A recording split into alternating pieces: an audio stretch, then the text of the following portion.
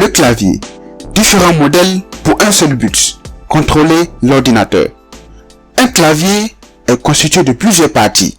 Voyons-les. Le pavé alphabétique. Il te permet d'utiliser les 26 lettres de l'alphabet.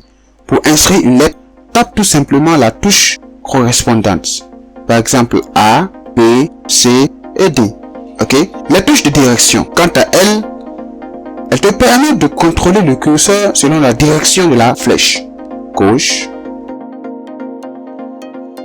droite,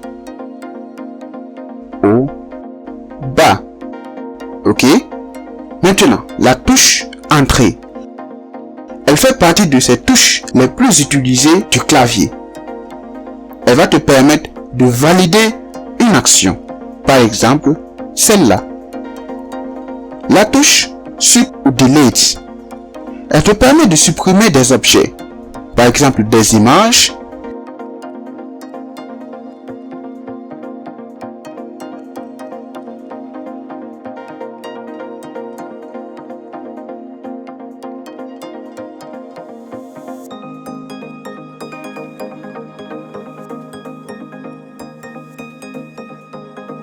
S'il s'agit d'un texte, permet de supprimer le caractère se trouvant à droite du point d'insertion.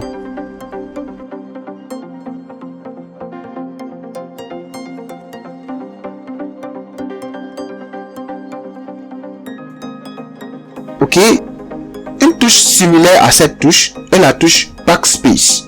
Elle te permet par contre, lorsqu'il s'agit d'un texte, de supprimer les caractères se trouvant à gauche du curseur.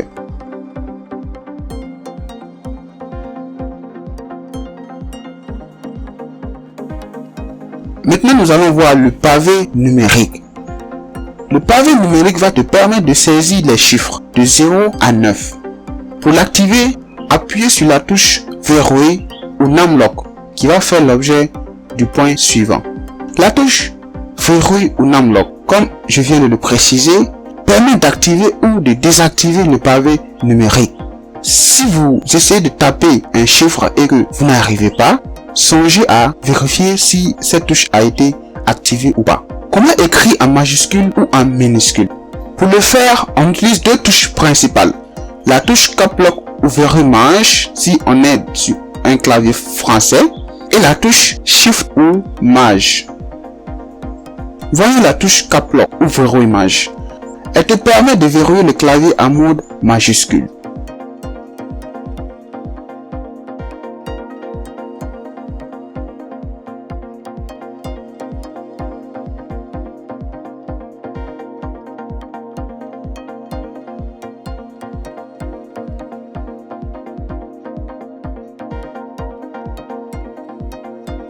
Pour retourner en mode minuscule, appuie sur la même touche ou sur la touche Shift ou Maj que l'on va voir.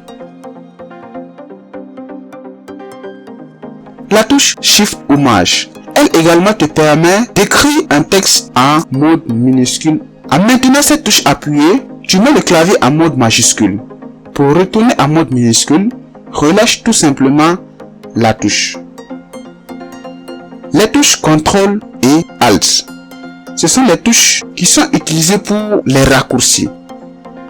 Par exemple, CTRL plus A qui copie tout le document en un clic. Ok. Donc maintenant, nous allons voir les touches à deux caractères. Ce sont ces touches-là où on voit deux caractères inscrits dessus. Maintenant, la question est comment avoir le caractère d'en haut et le caractère d'en bas. On obtient le caractère d'en haut quand le clavier est en mode majuscule et du bas quand il est en mode minuscule. Par exemple, si je veux saisir virgule ou point d'interrogation, j'appuie et je maintiens la touche Shift enfoncée et maintenant j'appuie sur la touche virgule point d'interrogation. Alors, il existe aussi ces touches-là où sont inscrits trois caractères. Ici, le problème également, c'est comment avoir l'un des caractères. On obtient le caractère du haut quand le clavier est en mode majuscule. Par exemple, le 0. Celui du bas à gauche en mode minuscule. Par exemple, le A avec accent.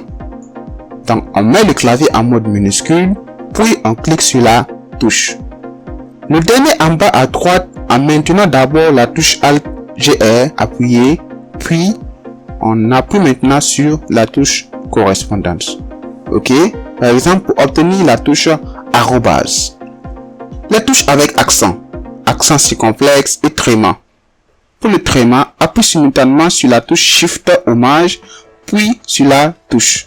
Il ne se passe rien. Laisse les touches et appuie maintenant sur. Pour l'accent circonflexe, appuie sur la touche. Il ne se passe rien également. Appuie maintenant sur la voyelle U. Et hop, voilà le résultat.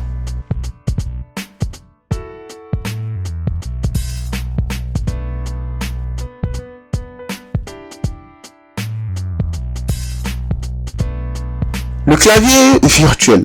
Si vous êtes un débutant, vous pouvez activer le clavier virtuel qui a la même fonction que votre clavier numérique.